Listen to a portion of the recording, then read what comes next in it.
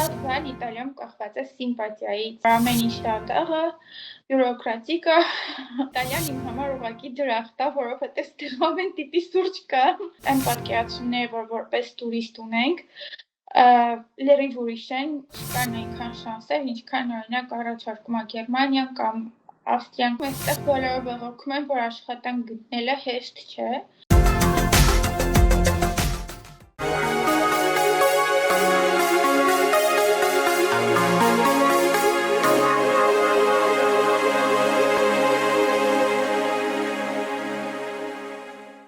Ողջույն, այսօրվա մեր հյուրն է Մոնիկա Ղևոնդյանը, ով ապրում է Իտալիայում և այսօր կներկայացնի իր ճանապարհը,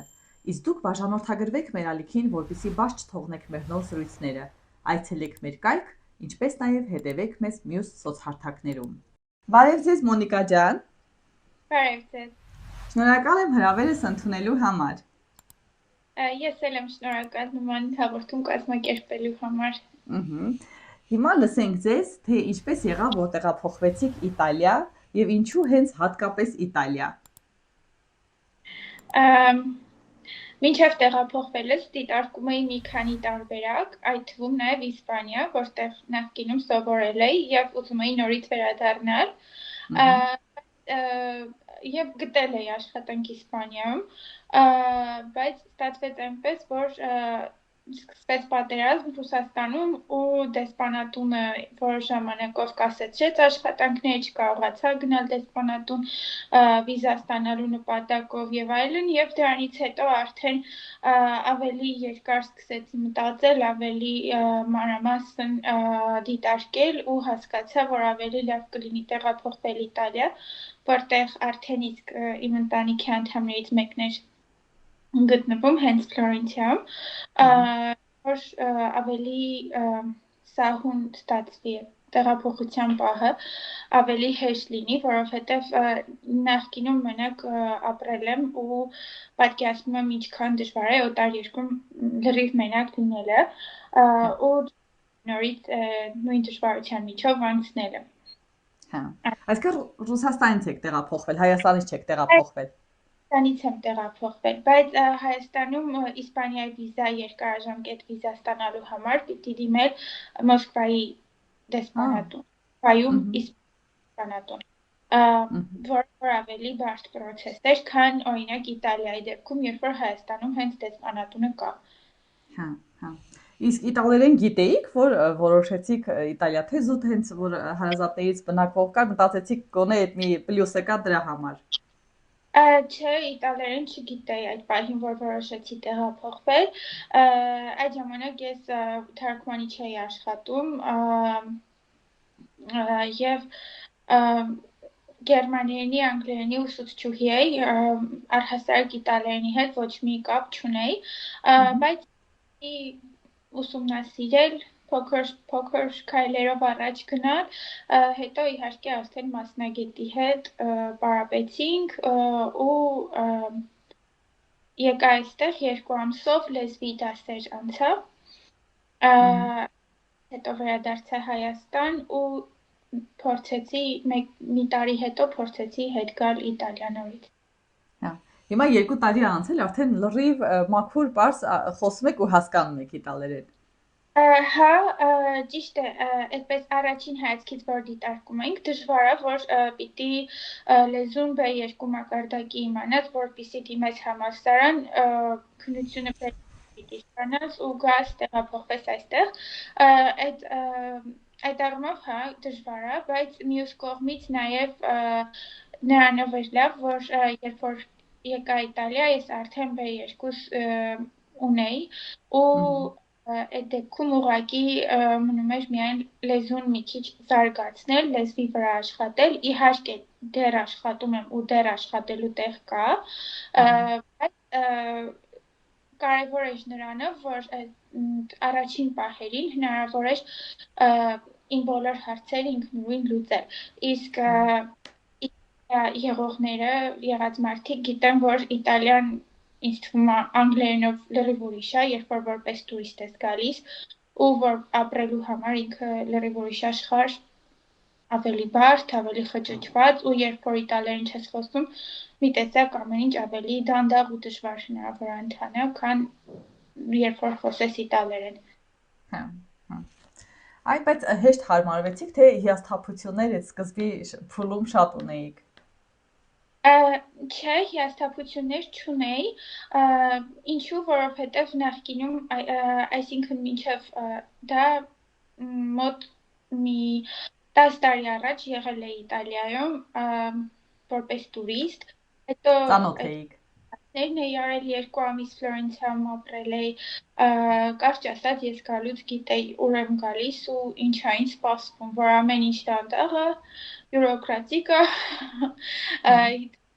դեր անսահման շատ են ու դանդաղ են առաջ գնում, մի խոսքով այդ պատկերացումը արդեն իմ առաջ ունեի, հիասթափություններ չեմ ունեցել, երևի նրա համար, որ ակնկալիքներս էլ մեծ չեն եղել, և երևի դա հենց Օգնել է։ Հենց դա խորհուրդ կտայի բոլոր նրանց, ովքեր ինչ-որ երկիր են տեղափոխվում, որովհետև շատ հաճախ եմ հանդիպում մարդկանց, ովքեր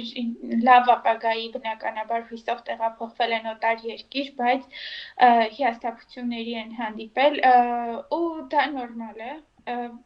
Մեր երկիրն էլ դրախտ չի, բնականաբար, ու ուրիշ երկիր էլ դրախտային չի կարող լինել։ Այն պատկերացումները, որ որպես տուրիստ ունենք, լրիվ ուրիշ են, ապրելով լրիվ ուրիշ պատկեր ենք տեսնում։ Հա։ Իսկ որ ասացիք Իսպանիայում արդեն ապրել եք որոշ ժամանակ, ուսանողական տարիներին, որ համեմատում էիք, շատ էին տարբերվում այդ երկու երկրները իրարից։ Հա, տարբերվում են, բավականին տարբերվում են, չգիտեմ լեզվի պահով էր, թե տարիքի, թե փորձի պակասի, թե չեմ կարող ասել, այն ժամանակ 20 տարեկան էի ընդամենը, ու դա իմ առաջի փորձառություններ իմ ընտանիքից հեռու, իմ քաղաքից, իմ երկրից հեռու ապրելու, ու կարող եմ ասել, որ մի քիչ դժվար ինտեգրվեցի Իսպանիայում, ավելի ճիշտ չինտեգրվեցի, ընկերություն էի անում Էրասմուսի մյուս ուսանողների հետ, բայց տեղացի ուսանողների, նրանց կյանքի ռիթմը, կյանքի ձևը ինձ լրիվ խորթ էր, ու ես ինքս որպես տիպիկ հայկական ընտանիքի մարդ, լրիվ անսովոր ինչ-որ իրավիճակում էի հայտնվել, ու դրա արդյունքում ավելի էի փակվել կամ մեկուսացել, որ ինչ-որ պահի, ու ավելի շատ շփվում էի հենց Էրասմուս անող ուրիշ արտասահմանցիների հետ։ Տարբերությունը դա է, երբ որ արդեն եկել էի Իտալիա, հենց դասընթացների համար նույնիսկ, փորձում էի հենց դրա հիման վրա, կամ օրինակ Գերմանիայում նույնը, էլի ծրագրի եմ մասնակցել, բայց գերմանացիների հետ կոնտակտը շատ քիչ էր եղել, որ արդեն մի քանի տարի առաջ էստեղ է, 2 ամսով ընդամենը, փորձում էի ինչքան հնարավոր է տեղացիների հետ շփվել։ Նախ լեզուս լավացնելու, սովորելու պրոցեսը արագացնելու համար, մյուս կողմից էլ որպեսզի հասկանայի արդյոք ի վիճակի եմ այստեղ ապրել, թե ոչ։ Ու դե բնականաբար Իտալիայում արդեն ավելի գիտակից, ավելի հասուն տարիքում եմ եղել ու ավելի արագ եմ ինտեգրվել։ Չէի ասի լիարժեք ինտեգրված եմ, բնականաբար, որովհետև ամեն դեպքում նայած ինչ ենք հասկանում ինտեգրվել ասելով մյուս կողմից էլ, բայց ամեն դեպքում փառք Աստծո ունեմ աշխատանք, բնականաբար բարձով, մնացած բոլոր պայմանները նորմալ, տարբերություն չեն դնում, չեմ զգում, որ տարբերություն դնեն, տեղացի եմ, թե արտասահմանցի, որոշ հարցերում, դրա համար ինտեգրվելը այստեղ ավելի հեշտ եղավ ինձ համար, պլյուս հաշվի առնենք, որ ես լեզուն խոսում էի այստեղ, իսկ Իսպանիայում չէի խոսում լեզուն, դա է, իսկ ժողովրդի մեջ, հա, բնավորությամբ իտալացիները ինձ ավելի մոտ են, քան իսպանացիները։ Հա, ճիշտ է էլի ասում, որ իտալացիները ընդհանրապես Իտալիան Հայաստանին շատ նման է, փաստորեն։ Հա, ես կասեի, որ բավականին ընդհանուր բաներ ունենք, բավական ընդհանուր արժեքներ ունենք, ընդհանուր գաղափարներ, բնավորության։ Հա։ Հայ իսկ Հայաստանից ի՞նչն եք կարոտում, որ զգում եք, որ պակասում է ձեզ մոտ։ Բնականաբար ընտանիքս, ընկերներս, Ըհը, ա, չգիտեմ, որոշ հարցերում մարդկանց վերաբերմունքը, մարդկանց դրական վերաբերմունքը, թեկուզ երեխաների նկատմամբ Հայաստանում ավելի ա, դրական ու ապահով վերաբերմունք կա, քան որ այստեղ եմ զգում։ Չնայած երեխաներ չունեմ, շատ էլ չեմ կարող ուղղակի կողքից դիտարկումներիս մասին եմ ասում։ ըհը, Եվ չգիտեմ, երևի մարդկանց վերաբերմունքը, որ Հայաստանում մի փոքր ավելի հոգատար են, հա։ ա, բայց կողմից էլ այստեղ էլ հոգատար չեմ ասի հոգատար չեն, հոգատար են այն դեպքում, երբ որ դու ինքդ կխնդրես օգնություն, այսինքն մի քիչ չգիտեմ ոնց բացատրեմ, բայց իրենք գուցե զգան, որ օգնության կարիք կա կամ ինչ-որ մի բան, բայց կարող է իրենց ավելի զուսպ պահեն, մինչև մարդը ինքը չասի, չբացի, չասի իր էմոցիաների մասին, Հա, իրենք ինչ-որ չասեն կամ չանեն։ հա, ըհը, Դեպքում հետաքրքիր։ ոչ որ անտարբեր են, այլ ուղղակի տարբեր մոտեցում ունեն դիմացինի հանդեպ, ավելի մեծ հեռավորություն են պահպանում, քան օրինակ Հայաստանում։ Հա։ Դե բայց այդ ավելի ճիշտ չի, քան ոնց որ Հայաստանում մի տեսակ ոնց որ չափից շատ խառնվում են, չէ՞, մարդիկ դիմացի մարդու տարածք։ Հա, իհարկե, մենք Հայաստանում այդ խնդիրը, որ բոլորը խորհուրդ են տալիս, Հա, Ցել են շատ խորհուրդներ տալիս Հայաստանից, ինչու ես գնացել Իտալիա, դու գերմաներեն գիտեի, կարող էիր գնալ Գերմանիա, ավելի բարձր աշխատավարձ ստանալ, կամ, չգիտեմ, տեղափոխվեիր Լեհաստան, ու հա, շատ խորհուրդներ, որ ինձ կամ ինչու ես գնում Իտալիա, ինչ ես կորցրել Իտալիայում, ու շատ նման հարցեր, խորհուրդներ, որ երևի ես չեմ էլ բարձր մտածում։ թեման կամ չեմ էլ որ մեկի խորհուրդը կամ կարծիքը, քան իմ ընտանիքի անդամներինը, բայց ամեն դեպքում վատ չեմ նայում դրան, որովհետև գիտեմ դա մեր ազգային բնավորությունն է։ Ըհը, Ուղղակի ամեն մարդ ինքը գիտի, եթե ֆինանսապես ես միայն առաջնորդվում կյանքում, ուրիշ ձև ես մտածում, եթե կյանքին նայում ես որպես կյանք ու ոչ միայն ֆինանսներ, իհարկե ֆինանսը կարևոր է, բայց դա կյանքի մի մասն է, ոչ թե կյանքի ամբողջ իմաստը, չէ։ ըհը, Այդ դեպքում մի քիչ ավելի ուրիշ ձև ես առաջնորդվում ու ի վերջո մի կյանք ենք ապրում, չեմ ընդունում նաև քննադատությունները, որ հայը պիտի Հայաստանում ապրի կամ Հայաստանից հեռու չգնա եւ այլն, հա, ես է շատ սիրում եմ իմ հայրենիքը, բայց այստեղից էլ եմ սիրում ինձ չի խանգարում ինչ-որ լավ բան անել հայ ազգի կամ հայ երկրի, Հայաստան երկրի համար էլի։ ըհը, Ու էլի փորձում եմ իհարկե պահպանել իմ հայկական ինքնությունը, բոլորին պատմել Հայաստանի մասին, որ գիտեմ նկատել եք թե ոչ երիտասարդ եվրոպացիների մեջ մի մասսա կա, որ մի սերունդ կա, որ իրանք ընդհանրապես Հայաստանի մասին ինֆորմացիա չունեն։ ըհը, Տարիքները ավելի լավ են տեղեկացված Հայաստանի մասին, իսկ երիտասարդները համարյա ոչինչ չգիտեն, անգամ չգիտեն քարտեզի վրա որտեղ է գտնվում կամ ինչ երկիր է, հա։ ըհը, Ու էլի փորձում եմ բացատրել, ասել, ով ենք մենք, ինչ ազգ ենք, ինչ արժեքներ ունենք, ինչ արժեհամակարգ ունենք, ուզում եմ ասեմ, որ հայի գործառույթը մենակ Հայաստանում մնալը չէ։ Հայաստանում իհարկե։ փորձել եմ իհարկե լավագույնը անել իմ ազգի համար, բայց նաև մի կողմից նայում ես, որ միայն ուրիշի համար չես կարող ապրել, ուզում ես նաև ապրել քո Քո կյանքը, համար։ քո Ըհը, ուզած ըհը, կյանք։ հա։ Այ եթե Իտալիայի դրական կողմերից խոսենք, ի՞նչն ա որ շատ ա գրավել ձեզ ու գիտեք, որ դա Հայաստանում բացակայում ա։ Իտալիայում շատ դրական կողմեր կան, Ըհը, շատ կարող եմ ասել շատ բաներ են ինձ գրավել։ Հենց առաջինը կթվեի մարդկանց բարության ու ազնվության աստիճանը, որ զարմանալիորեն ու հաճելիորեն գրավել էր իմ ուշադրությունը, շատ բարի կարեկցանքով մոտեցող բարյացակամ ազգի տպավորություն են թողել են վրա սկզբում։ Իհարկե որոնք այդպեսին չեն, բայց ամեն ազգի մեջ էլ ամեն տիպի մարդ կա։ Մյուս կողմից, չգիտեմ, երևի քաղաքների արտաքին տեսքը, տարբերությունը, բազմազանությունը, մշակույթը, արվեստը, ճարտարապետությունը, հա, որ օրինակ ինձ համար շատ կարևոր մի բան, որ շատ թանգարաններ կան, շատ արվեստի գործեր կան, շատ տեսնելու բան կա, շատ գնալու տեղ կա, դա ինձ շատ ու շատ է գրավել։ Միշտ կա ինչ-որ մի թանգարան, որ չես տեսել կամ գնացել ես, բայց մի բան կա, որ չես նկատել։ Ամեն օր սովորելու ու տեսնելու մի նոր բան կա, ու դա շատ է ինձ դուր գալիս։ Ու առհասարակ քաղաքի կոնկրետ Ֆլորենցիայի մասին արտաքին տեսքը,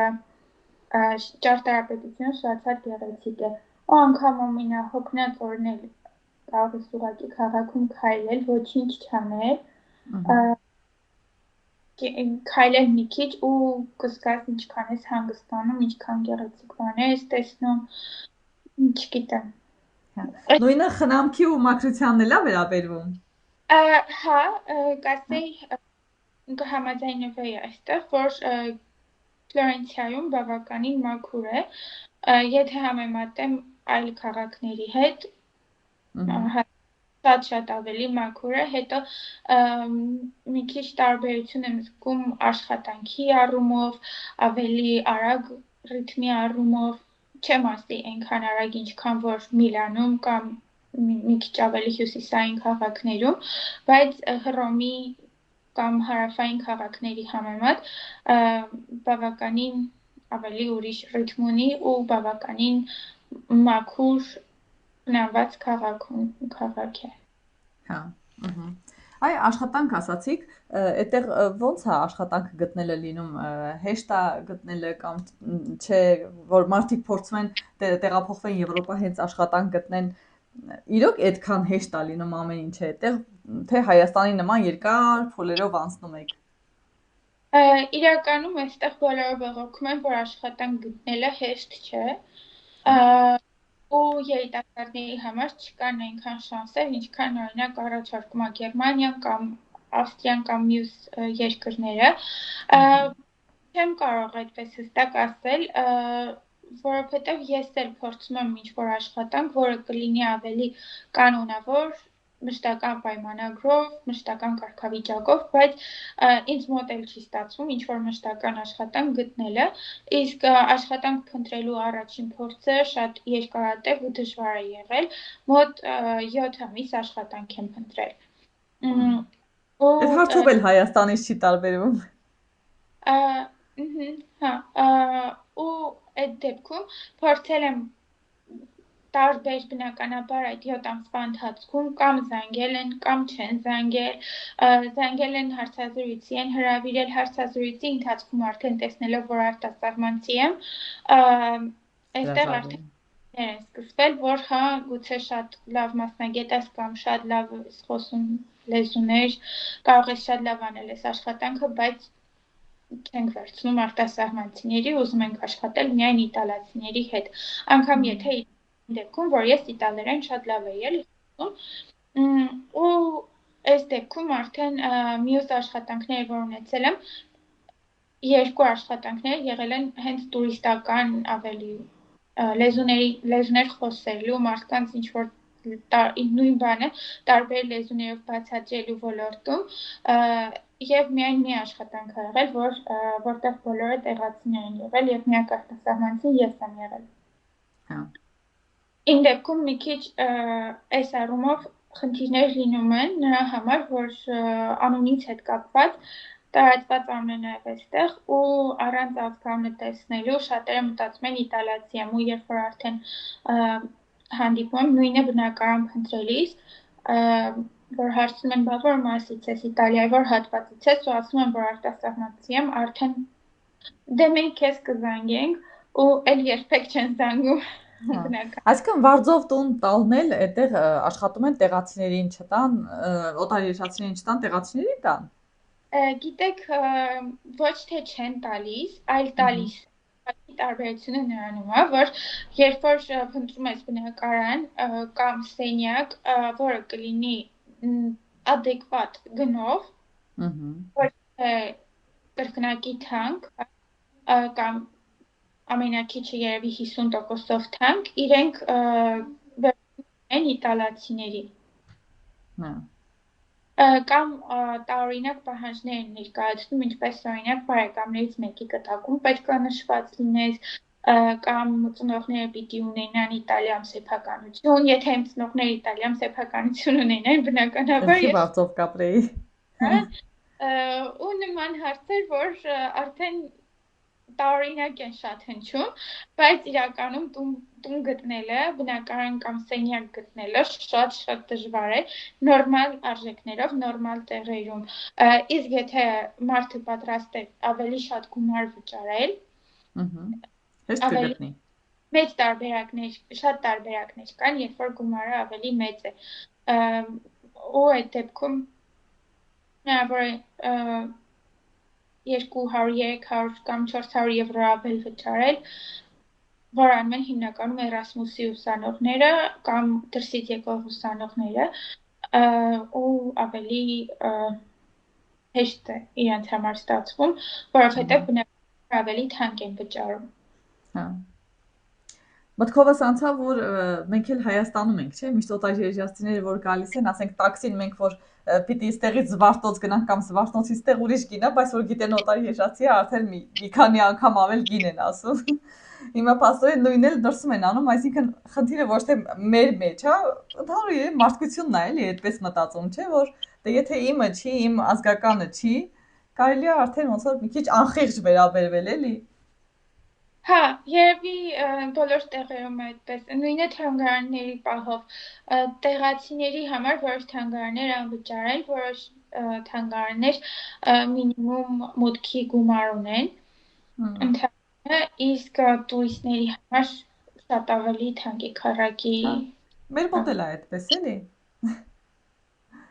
Հա, բա, հետաքրքիր է։ Իսկ եթե սպասարկումը համեմատենք Հայաստանի հետ, այ որ ասում են Իտալիայում սպասարկումը այդքան էլ բարձր չի, դուք էլ եք այդպես մտածում։ Չնայած ասեցիք բարի են մարդիկ։ Մարդիկ բարի են, բայց սպասարկման ոլորտում մոտեցումները շատ տարբեր են։ Մենք Հայաստանում դիտարկում ենք, որ գնորդը միշտ ճիշտ է ու գնորդի պահանջը պիտի ամեն գնով իրականացվի, իսկ այստեղ օրինակ իմ աշխատանքների ժամանակ եղել է դեպքեր, երբ որ ես փորձել եմ հաճախորդին մի քիչ ավելի շատ օգնել, մի քիչ ավելի շատ բացատրել, ու ինձ օրինակ մենեջերը ասել է պետք չի այդքան բացատրել կամ պետք չի լավ վերաբերվել հաճախորդին, եթե օրինակ մոտենում բայց քեզ չի բարևում, պարտադիր չի, եթե տեսնում ես իրեն լավ չի դրսևորում, ամեն դեպքում գտնվես քաղաքավարի եւ այլն, դա իմ անձնական փորձը, իսկ առհասարակ շատ բան Իտալիայում կախված է սիմպաթիայից, համակրանքից, դրա համար չեմ կարող հստակ շատ ասել միշտ վատ է կամ միշտ լավ է, որովհետև համար այդ սիմպաթիան կարող աշխատի, մեկի համար էլ կարող ես շատ տհաճ անձնավորություն թվալ ու ոչ մի բանից իրանք սկսեն ինչ-որ տարօրինակ ձև կոպիտ խոսել, մտածելով, որ դե արտասահմանցի ես։ Իսկ դա իրանց հիմնական խնդիրներից մեկն է, որ իրենք պատկերացնում են, որ բոլոր արտասահմանցիները հիմար են։ Չգիտեմ ինչի, բայց հիմնականում այս ստերեոտիպը տարածվում է բոլորի վրա, որ եթե արտասահմանցի է կարելի է խաբել, եթե արտասահմանցի է կարելի է նույն վատ խոսել, չեմ ասում տուրիստական տեղերի մասին, բայց առհասարակ իրանց պահվածքի դրսևորման մեջ նկատվում է նման տենդենց, կամ օրինակ խոսել այնպես, ինչպես օրինակ խոսում են երեխայի հետ, Գուցե դա անում են ոչ նրա համար, որ մարդուն վիրավորեն, այլ նրա համար, որ ավելի պարզ խոսեն, բայց դեպքում այդքան էլ հաճելի չի լինում, կամ չգիտեմ, մյուս դեպքերում լավ սպասարկման համար պետք է թանկ վճարել, այսինքն եթե մարդը ուզում է, որ լավ սպասարկում ստանա, շատ հավանական է, որ ընդամենը 1.5 եվրանոց սուրճ պատվիրելով այն Հայաստանում ենք ստանում սպասարկող անձնակազմի կողմից, Իտալիա չի ստանա, բայց երբ որ արդեն մի քիչ ավելի բարձր գնա, ավելի վերաբերմունք կստանա։ Իհարկե, սա շատ հարաբերական է։ Ամեն ինչ նաև կախված է նրանից, թե մարդ ինչպես է մոտենում սպասարկող անձնակազմին։ Եվ այստեղ շատ տարածված պրակտիկա է, օրինակ պրիմիտիվ դեպքերի վրա եմ գնում, ռեստորաններում չէ, բայց օրինակ սուրճ խմելիս երբեմն մենք ինքներս ենք վերցնում մեր բաժակը, մոտենում սեղանին, նստում խմում եւ նորից բաժակը հետ տանում տեղը։ Լավա որ գոնե լվանալ չեն տալիս։ Կարելի է թողնել գնալ, բայց նաև նման ժեստով ցույց են տալիս, որ գնահատում են, շնորհակալ են սպասարկող մարդուն, անձնակազմին ու ամենի ինչ որ ձևով փորձում են օգնած լինել։ Դա շատ տարածված բան է մեզ մոտ։ Քիչ-քիչ մեզ մոտ էլ ոնց որ։ Դե հա, երբ որ մարդկանց քանակը իրականում հասկանում ենք, որ մարդկանց այդ հոսքի մեջ դժվար է լինել միշտ պոզիտիվ, միշտ ճպտալ, միշտ ամեն ինչ հասցնել, մի քիչ ավելի դժվար է։ Իսկ եթե ուրիշ ոլորտներ համեմատենք, օրինակ եկեք բժշկական ոլորտը համեմատենք։ Բժշկությունից չեմ օգտվել, փառք Աստված տա։ Գիտեմ, որ նրանք, ովքեր ապահովագրություն ունեն, բարձր վճարվող ապահովագրություն, շատ լավ ծառայություն են ստանում։ Շատ մանրամասն են հետազոտվում ամեն հարցի շուրջ, բայց նաև գիտեմ, որ հերթերը շատ են։ Իսկ մակարդակը ընդհանուր, ասենք, եթե պետքա վիրահատություն, ուրեմն ամեն ինչ լավ է անցնում, ոնց որ ասած, էլի վստահում են բժիշկներին։ Հա, դատելով այն մարդկանց օրինակից ում տեսել եմ, ճանաչում եմ, բոլորը միշտ գոհ են եղել, բայց հերթեր կան, որի արդյունքում ավելի դժվար է հասնել բժշկի։ Էլի որ ասում են 2 ամիս, 3 ամիս տևում է, այդ նույն կարգի հերթերի մասին է խոսքը։ Հերթերը շատ են ու դե այստեղ ամեն ինչը շատ են, հերթերը շատ են, սուրճի հերթ, գիտեմ, ամեն ինչի հերթ, բժշկի հերթ, որտեղ գնալ ու հերթ չլինի։ Հասցնում եք մեր հայրենակիցների հետ շփվել, հանդիպել։ Հա, իհարկե, այստեղ հայեր իրականում ինձ թվում է մեծականակ հայություն չկա այստեղ Ֆլորենցիայում, կան հայեր, որոնց ճանաչում եմ, ընդհանուր խմբեր կան, եւ կան ինձնից մի փոքր երիտասարդ կամ իմ տարիքի աղջիկներ, որոնց հետ ավելի մտերիմ հարաբերությունների մեջ եմ, քան ավելի մեծ հայերի հետ, բայց բոլորի հետ փորձում եմ կապը պահպանել, ընկերություն անել ու շատ տաղանդավոր լավ մարդիկ կան այստեղ։ Թե երիտասարդները, թե մի քիչ մեծ երիտասարդները, որ երիտասարդ են, բայց 25 էլ չեն, էլի։ Ու շատ տաղանդավոր հայեր կան այստեղ։ Հա, հայկական եկեղեցի ունենք այդտեղ։ Ցավոք սրտի ոչ, կա կաթոլիկ եկեղեցի, փոքր կաթոլիկ եկեղեցի, որն ինչքան գիտեմ չի գործում, բայց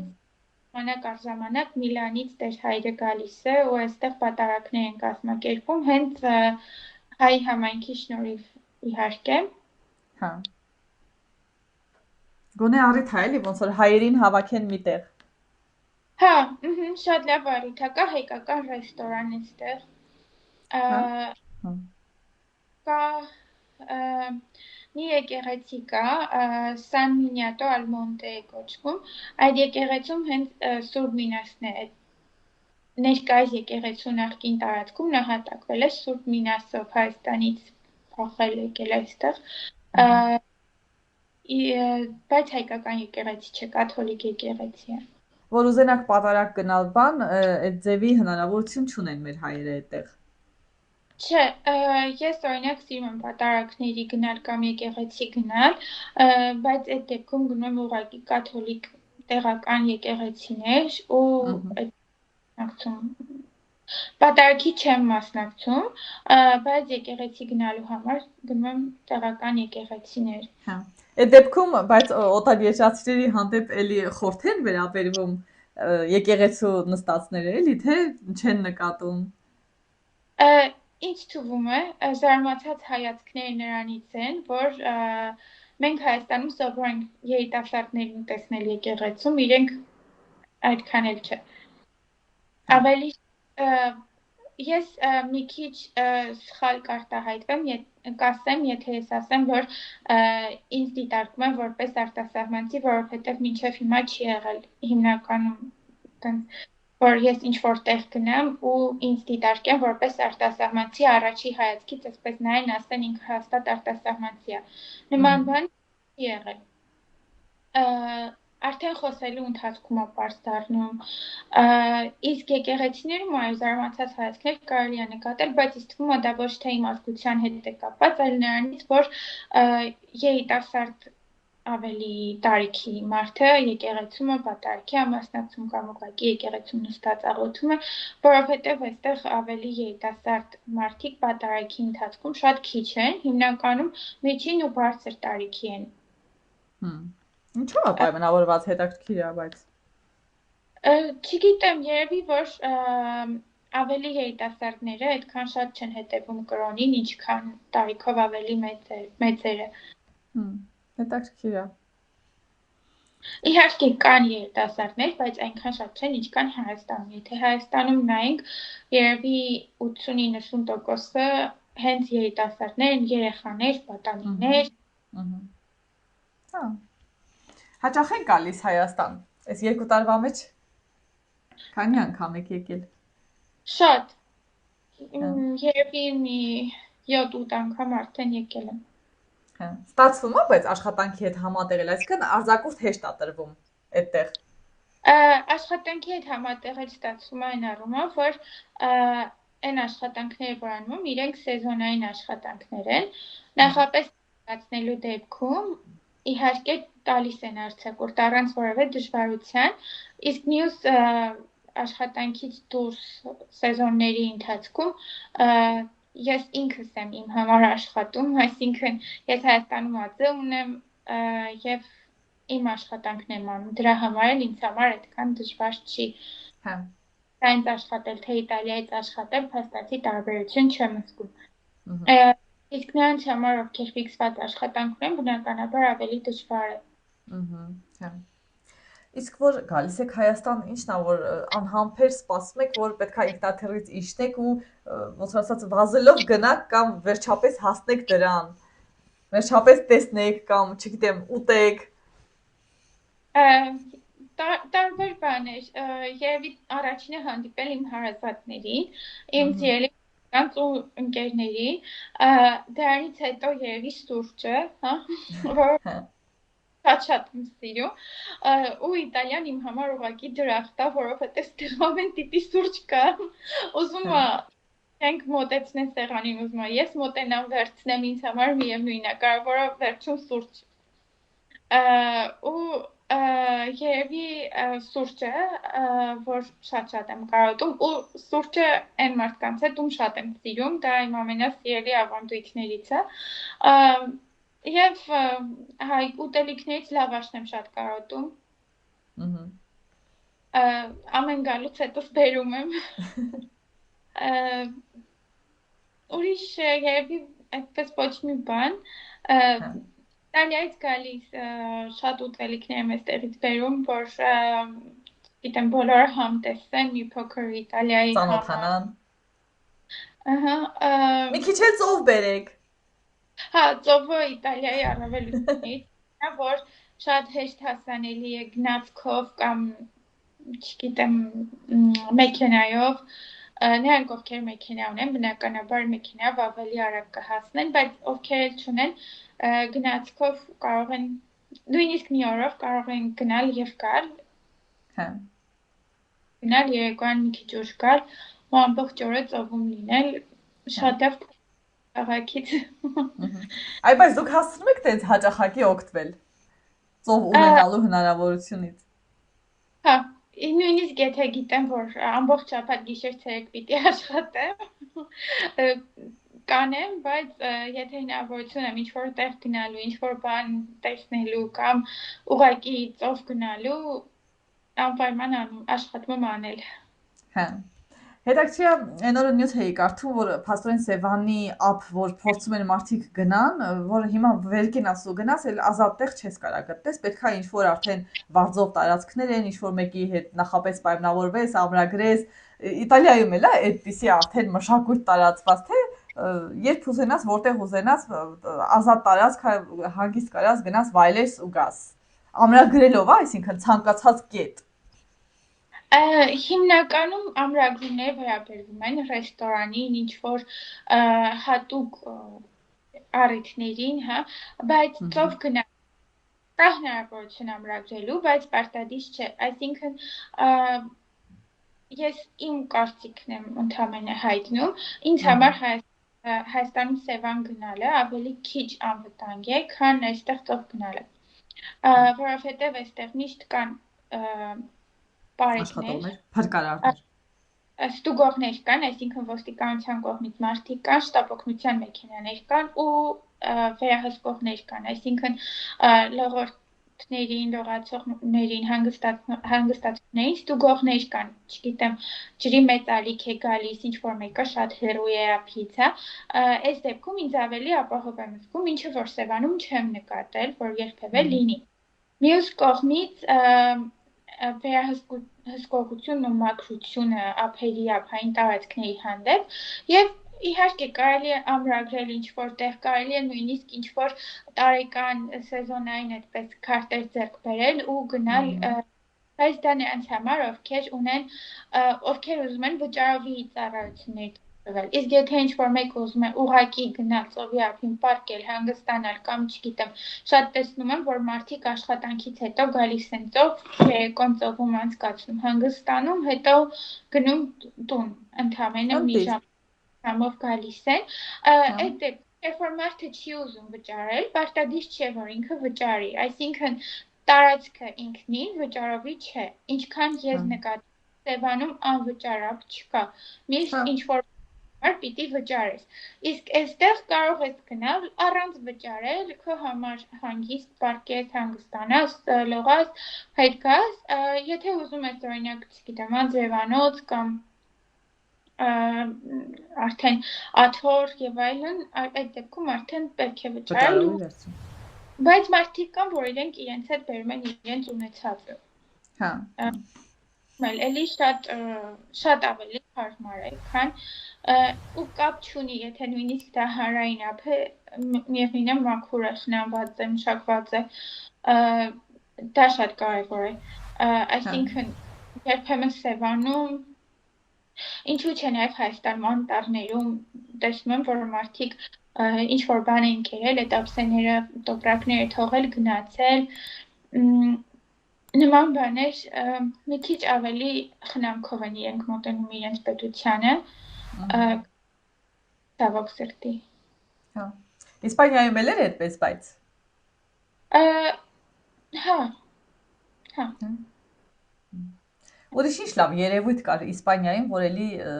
գնահատում էիք, հասկանում եք, որ Հայաստանում չկա բացակայումա։ Երևի կյանքի հանդեպ վերաբերմունքը, որ ինձ մոտ շատ փոխվեց, իհարկե դա նաև մի քիչ երևի ազգային բնույթ ունի, բայց ամեն դեպքում ինչ որտեղ Հայաստանում իմ կյանքը շատ ավելի ռոբոտացված էր, դաս աշխատանք ու Իսպանիայում մի քիչ ավելի հանգիստ էր առանց առանց պանիկայի, առանց ցայտնոտի մեջ ընկնելու, հա, ավելի հանգիստ ու երևի դա ինձ պետք էր, որ սովորեմ։ Տեղ Իտալիայում, Ֆլորենցիայում շատ հանգիստ չեն մարդիկ, ֆլորենտացիներ ծայրահեղ հանգիստ չեն, ավելի պարտաճանաչ են, ավելի կազմակերպված են, բայց եթե համեմատենք տիպիկ իտալական պատկերի հետ, որը մենք ունենք Հայաստանում, երևի այդ պատկերի հետ ավելի համընկնում են հարավի մարդիկ, քան հյուսիսի։ Հա։ Բայց ամեն դեպքում ինչ էլ լինի, ինձ դուր է գալիս, որ իրենց խնդիրներին չեն նայում որպես առաջնահերթություն կամ որպես առաջնային ինչ-որ խնդիր, այլ նայում են մի քիչ կողքից։ Հա, ես այս պահին այս խնդիրը ունեմ, բայց առհասարակ իմ կյանքը լավ է, ամեն ինչ լավ է լինելու, միշտ այս դրական մոտեցումը կյանքի հանդեպ պոզիտիվ են, էլի։ Հա, եթե օրինակ մի բան լավ չի, չենք մոռանում են մյուս բաներ, որ լավ են, ու փորձում ենք ուղղել նա, ինչը լավ չի։ Այս դա ինձ շատ է դուր գալիս, որ Հայաստանում ես դրա պակասը շատ էի զգում։ Հիմնականում ես կենտրոնանում ենք այն մի հատ բանի վրա, որ մեզ պակասում է, կամ այն մի հատ խնդրի վրա, որը մենք ունենք, չէ։ Ճիշտ եք։ Էդել բայց տեսեք, որ մարդիկ այդտեղ հասցնում են, չէ՞, հանգստանան, այդ ծովը ամեն դեպքում ինձ թվում է շատ կարևոր գործոն է, էլի, որ եթե հասցնում ես հանգստանալ, արդեն հասկանում ես, որ այն խնդիրը մի փոքր խնդիր է, կա լիքը դրական բաներ, որ կարելի է ֆիքսվել հենց դրականի վրա։ Իսկ Հայաստանում, որ արդեն ոնց որ այդ հնարավորությունը չունենք, էդ էլ է ազդում, էլի, որ մարդ ոնց որ չի թեթևացել իր խնդիրներից։ Իհարկե, այստեղ հանգստանալը ինքը առօրյա ռուտինի, առօրյա գրաֆիկի մի մաս է կազմում, կարող եմ ասել։ Հա, ինչ-որ տեղ գնալ, հանգստանալ, չգիտեմ, շաբաթ-կիրակի ինչ-որ կարճ ճանապարհորդություն անելը լրիվ նորմալ է ու չանելն է տարօրինակ թվում։ Եթե ինչ-որ մեկը մի քիչ շատ հանգստանա կամ ինչ-որ շատ հանգստի գնա կամ նկարներ փոստի, արդեն կասեն, այս ինչ է անում, այս ոնց է անում, չէ՞։ Ստիպված ես արդարանալ, թե ինչի է քեզ պետք այդ հանգիստը, օրինակ 2 օրով ինչ-որ տեղ գնալ, գլուխդ անջատել, հանգստանալ, չգիտեմ, ծովի պարկել, գիրք կարդալ ընդամենը։ Այստանում մի քիչ ավելի պիտի սենց արդարանաս, թե ինչու ես դու դա ուզում անել։ Իսկ այս բնականաբար ոչ մի նման խնդիր չկա ու դա իրանց առօրյայի մասն է, նույնիսկ օրվա ընթացքում հանգստանալը իրանց համար առօրյայի մաս է կազմում։ Մենք դա չունենք, ես կարակ չունեմ, չգիտեմ, չեմ լսել, ես չեմ հիշում, որ ես օրվա ընթացքում ինչ-որ պահի հանգստանամ կամ հանգիստ նստեմ, նման դեպք չեմ հիշում։ Մենք միշտ շարժուն, միշտ ակտիվ, միշտ ինչ-որ բան ու հոգնածությունն էլ համարում ենք, որ հոգնածություն այնպես ենք նկարագրում, որովհետև շատ հոգնած եմ, շատ զբաղված եմ ու դա նորմալ է։ Եթե մտնել այդ ձև չի, ուրեմն լավ չի, բավականաչափ չի տանջվում, բավականաչափ արվում, չէ, երևի օրինակ է, եթե Հայաստանում մեկին հանդիպես ու ասի, այնքան լավ եմ, լավ աշխատեցի, գնացի, լավ հանգստացա, նման բան մենք չենք լսի։ Մենք լսում ենք աշխատել եմ, հոգնած մեռնում եմ, հոգնած եմ, անընդհատ նման տեքստեր եմ լսում Հայաստանում, ինչը այստեղ էլի մարդիկ հոգնում են, բայց վերականգնվում են։ Հա, այդ վերականգնվելը շատ կարևոր կետ է, էլի։ Դե կյանքի առողջության համար։ Իհարկե։ Իսկ այլ երկրներ հասցնում եք ճամփորդել։ Այս պահին այդքան չէ, երևի Հայաստանից ավելի շատ էի ճանապարհորդում կամ այստեղ այդքան շատ չեմ հասցնում, որովհետև Իտալիայի մեջ էլ շատ բան կա տեսնելու, թե Իտալիայում տեսնելունը շատ է, Իտալիայի ներսում էլ եմ շատ ճանապարհորդում, երևի դրա համար քիչ ժամանակ ամնում Իտալիայից դուրս ճանապարհորդելը, ավելի շատ ուղղությունս դեպի Հայաստան է լինում, բայց տարին երևի մի անգամ հասցնում եք, հա, որ երկրներում եք եղել ընդհանրապես։ Առհասարակ Իտալիա շատ եմ եկել, Կիպրոս 2 անգամ, Գերմանիա, Հոլանդիա, Ֆրանսիա էլի 2 անգամ, բայց միայն Փարիզ, Բելգիա, Մալթա, Իսպանիան ասեցի, այս պահին լավ չեմ հիշում, բայց երևի մի 10-12։ Կար ինչ-որ երկիր, որ ինչ-որ հետաքրքիր բանով զարմացրեց ձեզ, որ այդ երևույթը չեք տեսել ոչ Իսպանիայում, ոչ Իտալիայում, դե երևի Հայաստանում էլ։ Չէ, երևի չէ։ Չէ։ Իսկ որ ասում են Գերմանիան այդքան էլ ոնց որ սառը տեղ է, չի ստացվում այնտեղ շփվել գերմանացիների հետ ձեր համար էլ էր այդպես։ Գերմանիայի մասին այդպես չեմ կարող ասել, որովհետև հենց առաջին օրը մենք շփոթել էինք մեր ավտոբուսի կանգառը եւ մենք խմբով տարբեր ուսանողներ, տարբեր համալսարանից Հայաստանի գնացել էինք Գերմանիա սովորելու ու հիշում եմ շատ լավ, որ առաջին օր մենք շփոթել էինք մեր կանգառը ու շատ հեռու էինք իջել մեր համալսարանից ու մի կնոջ հարցրեցինք ճանապարհը այդ պահին ոչ ինտերնետ ունեինք, ոչ ինչ շրջակայքում Wi-Fi չկար, շենքեր չկային, արդեն քաղաքից շատ էինք էլի դուրս եկել ու մի կնոջ հարցրեցինք, որ երևի 70 կամ 70-ից տարիքի կլիներ ու ես հիշում եմ, որ այդ կինն ու իր ամուսինը մեզ ուղեկցեցին մինչև համալսարան համարյա 30 րոպե ոտքով։ Փաստորեն այդքան սառը չեն։ Առաջին շփումն է եղել գերմանացիների հետ, դրանից հետո այդքան շատ չեմ շփվել, անկեղծ ասած։ Միշտ ընկերների հետ եմ եղել կամ ինչ-որ էքսկուրսիաների դասի ընթացքում առավոտից երեկո դաս, արդեն շփում շատ չի եղել ուրիշ գերմանացիների հետ։ Երկրի պահով հա, իհարկե, շատ սառն էր տվյալ պահին, որ ես էի գտնվում, բայց պատը չեմ կարող ասել, որովհետև հետագայում նաև աշխատել եմ գերմանացիների հետ։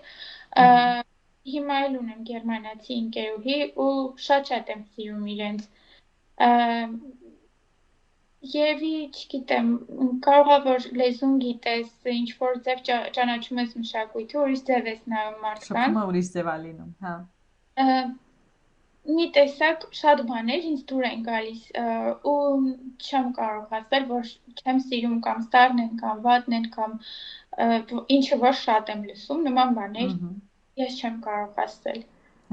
Ունեք պլաններում, որ պետք է տեղափոխվեք, օրինակ Գերմանիա կամ մտածում եմ միգուցե Հայաստան։ Իրականում չէի ցանկանա, անկեղծ ասած, այլևս տեղափոխվել։ Որովհետև երևի տարիքից է գալիս, չեմ կարող ասել ինչից, բայց ուզում ես ինչ-որ ստաբիլ ու մշտական տեղ ու մշտական աշխատանք, մշտական բնակության վայր, մշտական լեզու, մշտական ամեն ինչ, դրա համար չէի ուզի տեղափոխվել, որովհետև այն ինչ զգում եմ Ֆլորենցիայում, չեմ զգում նույնիսկ Իտալիայի ուրիշ քաղաքներում։ Ես ինձ այստեղ տան է ու ոչ էլ Հայաստանում եմ ինձ երբևէ տանը զգում։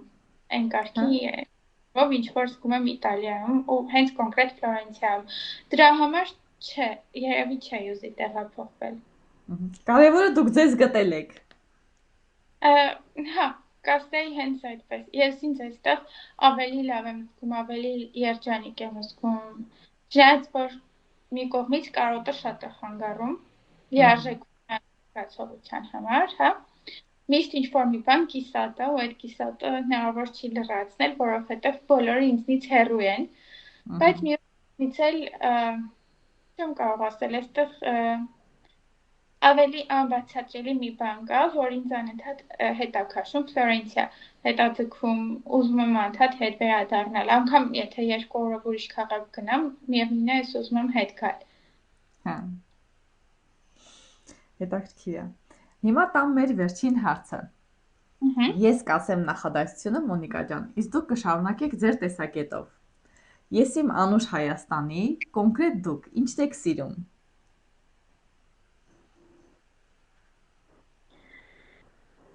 Բարությունը։ Հա։ Բարությունը մարդկանց, Հայաստանում մարդիկ շատ բարի են, բայց անկախ բարության աստիճանից տիրում է ինչ-որ տարածված նեգատիվ կամ ոչ շատ Ագրեսիա։ երբեմն նաև ագրեսիվ միջավայր, Ահա, որը որ այստեղ չկա։ Դրա համար ասում եմ, որ ավելի բարի են իտալացիները, բայց երևի նաև ավելի դրական են, ավելի ճիշտ կլինի նաև դրական հատկանիշ,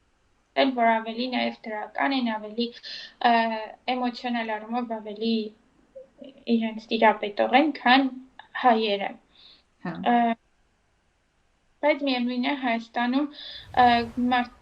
մարդկային արժեքները, կարեկցանքի զգացողությունը, մարդկանց օգնելու կարողությունն ու ցանկությունը ինձ թվում է եւս շատ բարձր է։ Հետաքրքիր։ Դե ինչ, շատ հաճելի զրույց ունեցանք, նաև հետաքրքիր, դրական, հաճելի զրույց։ Ինչի համար անչափ շնորհակալ եմ, Մոնիկա ջան։ Ես էլ ձեզ եմ շնորհակալ։ Լավ մնաց, եկեք Դուք մեզ այ նույնպես։ Դուք էլ հաճախ եկեք Հայաստան ձեր բարեկամներին որ տեսնեք։ անպայման։ Դե ինչ հաջողություն ձեզ։ Հաջողություն ձեզ։